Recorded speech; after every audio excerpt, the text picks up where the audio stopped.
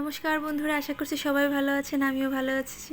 বৈশাখের এই গরমে চলে এসেছি আপনাদের জন্য সুস্বাদু এবং ঝটপট হয়ে যায় এমন একটা কাঁচা আমের সহজ আচারের রেসিপি নিয়ে। তার জন্য প্রথমেই আমি একটা মাঝারি সাইজের মোটামুটি বড় একটা কাঁচা আম নিয়েছি। সেটাকে খোসা ছাড়িয়ে তারপর ভালো করে ধুয়ে গ্রেটারের সাহায্যে গ্রেট করে নিয়েছি। এখন মশলা তৈরি করে নিচ্ছি। মশলা তৈরি করার জন্য প্রথমেই শুকনো খোলায় শুকনো মরিচ, তারপর নিয়ে নিয়েছি মৌরি, এখন নিয়ে নিচ্ছি 5 ফোড়ন। এই 5 ফোড়ন, মৌরি এবং শুকনো মরিচ একটুখানি ভেজে নিয়ে একটা সুন্দর গন্ধ বেরোলে তারপর পাটায় আমি বেটে এটাকে গুঁড়ো করে নিয়েছি। এখন আরেকটা মশলা বানাবো, সেটা হচ্ছে সরিষা। আমি কালো সরিষা নিয়েছি কিছুটা পরিমাণ।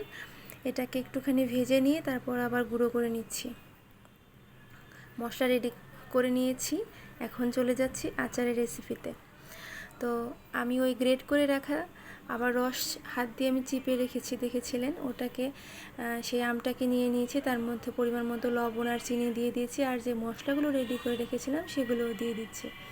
একে একে সব কিছু দিয়ে দেওয়া শেষ হয়ে গেলে ভালো করে মিশিয়ে নিচ্ছি। কিছুটা পরিমাণ সরিষার তেল দিয়ে একসঙ্গে আবারও একটু মিশিয়ে নিচ্ছি।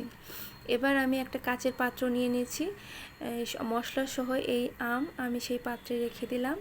এরপর সেটার মধ্যে আরও একটু মশলা আমি দিয়ে দিচ্ছি, দিয়ে তারপর একটু ভালো করে মিশিয়ে দিচ্ছি। এখন কয়েকটা গোটা শুকনো মরিচ দিয়ে এই তেলের মধ্যে ডুবিয়ে দিয়েছি।